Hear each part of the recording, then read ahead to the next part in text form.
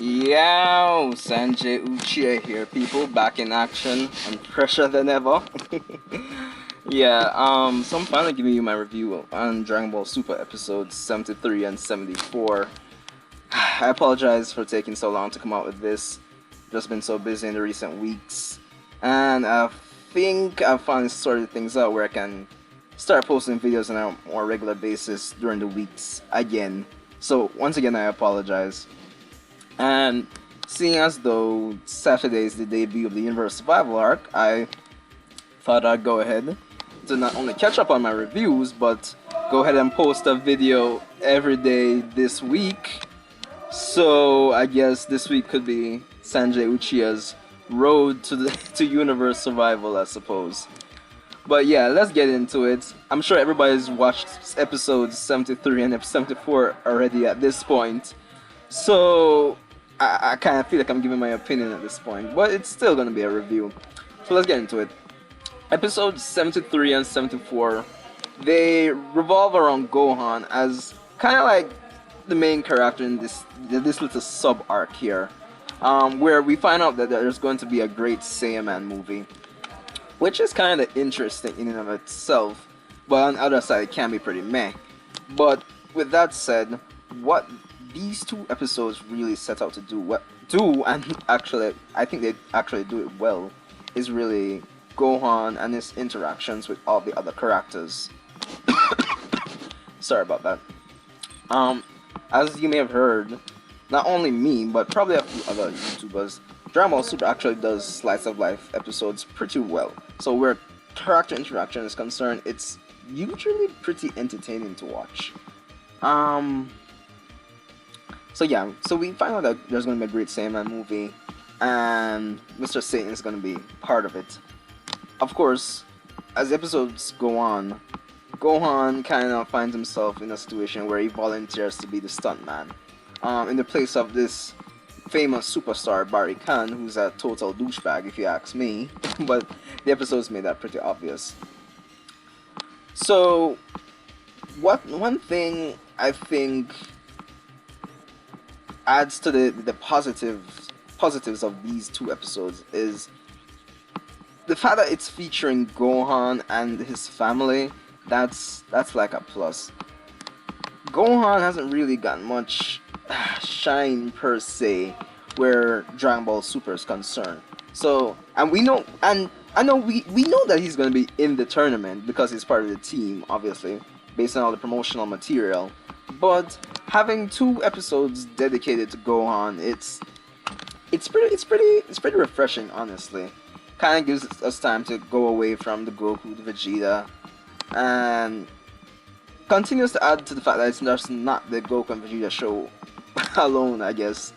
But yeah, so as we go on, we get to see Gohan interacting with different characters: Mr. Satan, Videl, Barry Khan, people at the production set for the movie, and it's after he volunteers that we get to see, like, throughout the two episodes, it's really Barry Khan's his whole attitude. it really, it's just dumb.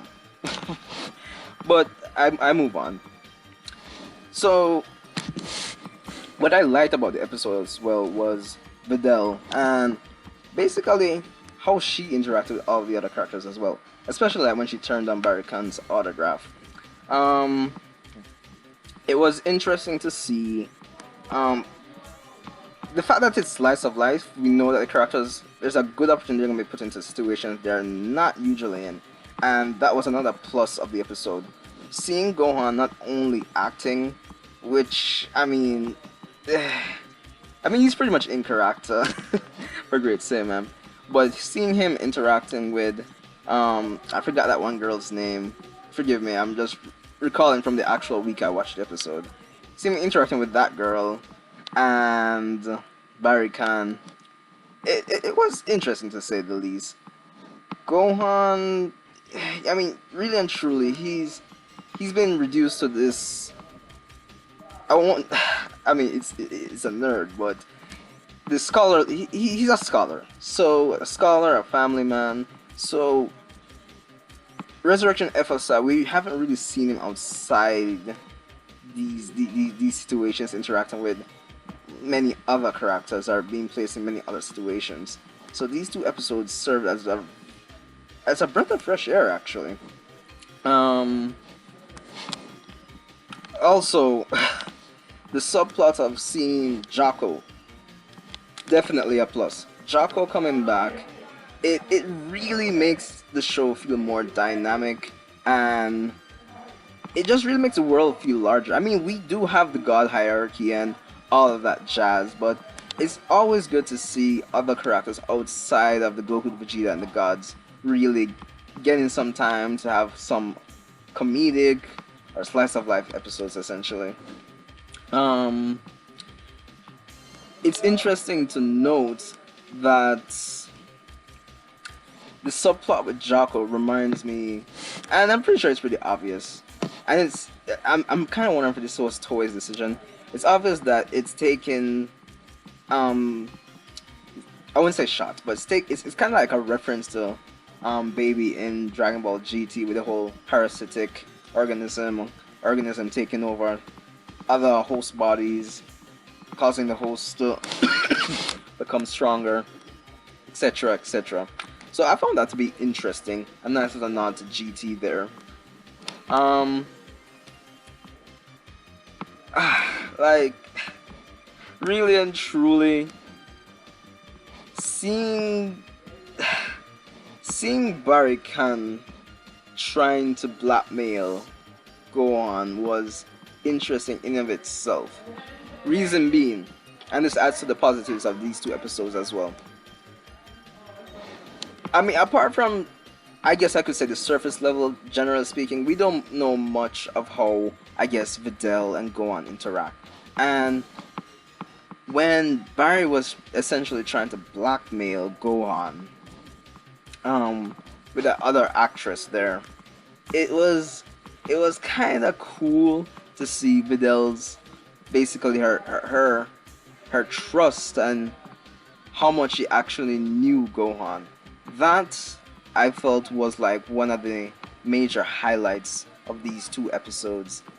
Like, having your wife having that much faith in, I mean, not all wives in the real world, it might not end go as simple as that, but I think I could see it going that way in some cases, if your wife really and truly knows you. And at the end of the day, Videl was right. Gohan wasn't like that. Gohan wasn't he isn't the type to cheat, so there's that for you.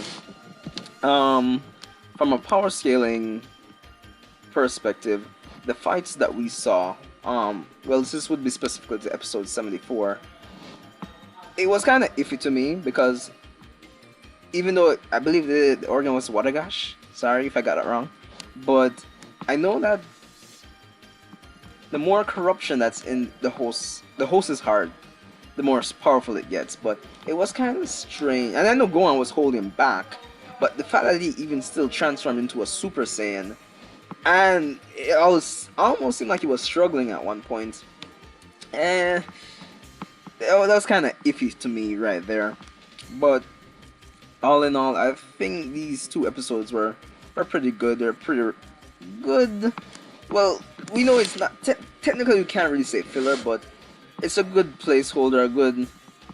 These two, they were just pretty good. Wait, sorry, they're just a good way to like just pass the time until we get to the Universe Survival arc. I mean, animation and art-wise, it wasn't anything too bad nor too great either. It was kind of like in the middle there, pretty average for our Dragon Ball Super episode. So I didn't really have any complaints where that was concerned. I don't know if there was anything else I really wanted to say on these two episodes. I mean, I enjoyed them. They were good. Am I missing anything, people? I should have probably rewatched the episodes before doing the review. Dang it. But I guess if anything, I might kind of cover some more details in another video where these two episodes are concerned. Who knows?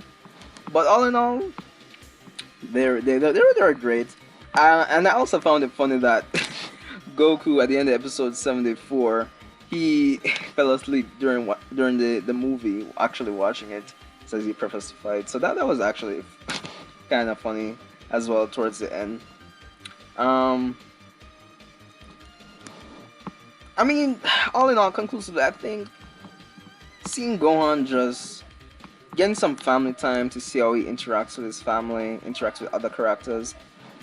Conclusion, I know it's kind of repetitive me saying all of this, but I think it was well deserved. And I think these episodes were well received, in my opinion. I don't think they're a complete waste of time. Or, well, they're not a waste of time, but they were good overall. I'll be doing my opinion slash review on episodes 75 and 76 tomorrow. I'll try to make that review a bit better than this, because I'm pretty sure this kind of sounded pretty repetitive. I'm kind of getting back into the whole feel of doing reviews and all that jazz and blues again.